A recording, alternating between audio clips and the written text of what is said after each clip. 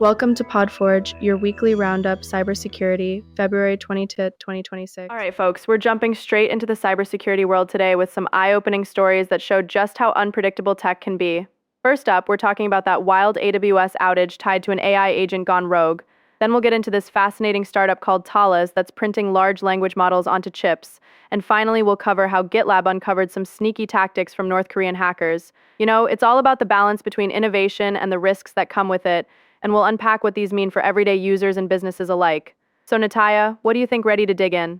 Absolutely, Sam. I'm totally on board because these stories hit close to home with all the AI hype lately.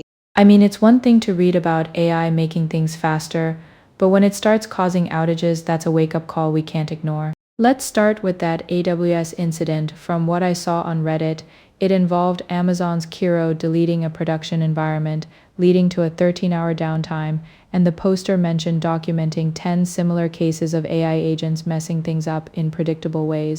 So what do you make of that pattern? Does it feel like we're entering a new era of AI-related risks? Oh, that's a great point, Nataia. And yeah, it really does seem like we're seeing these patterns emerge more often. From the Reddit post, it's clear that AI agents are capable of causing serious disruptions, like how this Kiro system accidentally wiped out a production environment on AWS, resulting in that massive 13-hour outage.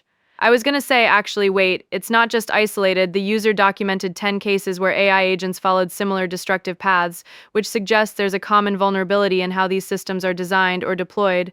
What worries me is that as companies rush to integrate AI, they might be overlooking these risks, and that could lead to more frequent incidents affecting everything from cloud services to personal data. Wait, that's exactly what I was thinking. It's wild how something meant to automate and improve efficiency can turn around and cause chaos. If these AI agents are destroying systems in repeatable ways, as the post claims, then maybe it's time for better safeguards, like more rigorous testing or even human oversight in critical operations.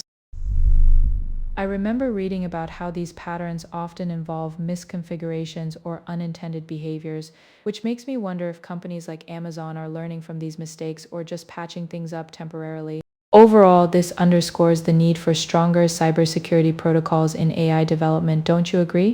I totally agree, and it's something we should all be paying attention to because if a giant like AWS can have this happen, what about smaller businesses? Moving on from that, let's shift to something a bit more innovative but still risky, the Taalas startup and their approach to AI hardware. From the Hacker News post, Taalas has developed an ASIC chip that runs Llama 3.1 at an impressive 17,000 tokens per second, and they make claims about it being more efficient and cost-effective than traditional GPU systems.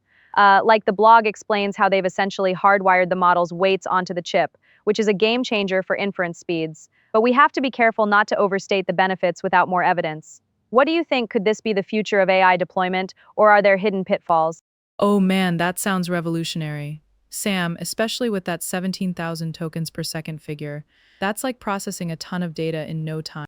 The post mentions it's based on printing the LLM onto a chip, which I guess means embedding the model directly into hardware for faster performance, and they tout it as 10x cheaper and more energy efficient than GPUs, though we should stick to what's said and not speculate beyond that. It makes me curious about the real-world applications, like how this could speed up things in cybersecurity tools, maybe for real-time threat detection, but on the flip side, if it's that powerful, bad actors could misuse it too. So yeah, while it's exciting, I think we need to see more details on reliability and security before jumping on board. Exactly, Nataia. It's thrilling, but let's not get ahead of ourselves. The source is just from a blog breaking it down. So we're basing this on that initial reveal. Speaking of which, this tech could potentially make AI more accessible, like for smaller firms that can't afford massive GPU setups. But the cybersecurity angle is what intrigues me most. Faster inference might help in analyzing threats quicker, yet it also raises questions about vulnerabilities and specialized hardware. I was going to add that if Taalas's method becomes widespread, it could shift the industry, but only if they address potential flaws, like ensuring the chip isn't susceptible to attacks. All in all, it's a step forward, but as with any tech, the devil's in the details. Right. And that brings up a good point about balancing innovation with security. If these chips are handling sensitive AI models, we have to ensure they're not easy targets for hackers. Now, let's pivot to our third story, which is straight out of the headlines on Reddit. GitLab exposing North Korean hackers' schemes involving malware and IT worker tactics. From the post, it's about how GitLab revealed that these hackers are using contagious interview malware and schemes to infiltrate organizations by posing as IT workers, which is a clever but dangerous ploy.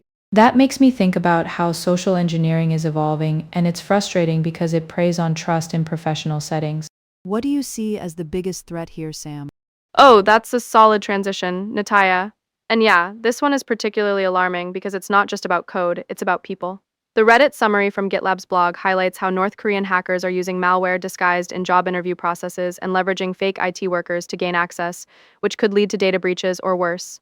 Imagine applying for a job and unknowingly downloading something that compromises your system.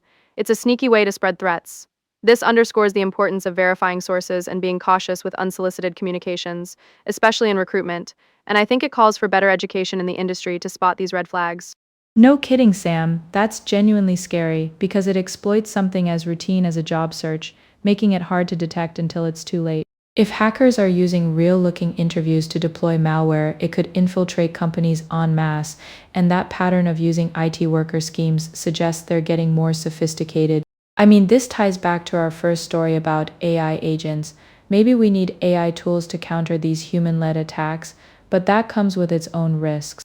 Overall, it's a reminder that cybersecurity isn't just tech, it's about people and processes too, and we should all be more vigilant. You're spot on there, and it's why these stories connect so well. From AI mishaps to hardware innovations and now social engineering, it's all part of the same ecosystem. Wrapping things up, what we've covered today highlights the double-edged sword of tech advancement, exciting breakthroughs like Taalas' chip alongside the dangers of AI errors and hacker ingenuity. Just to recap, that AWS outage shows we need better AI safeguards, the Taalas development could revolutionize efficiency but demands scrutiny, and the North Korean tactics remind us to stay alert in everyday interactions.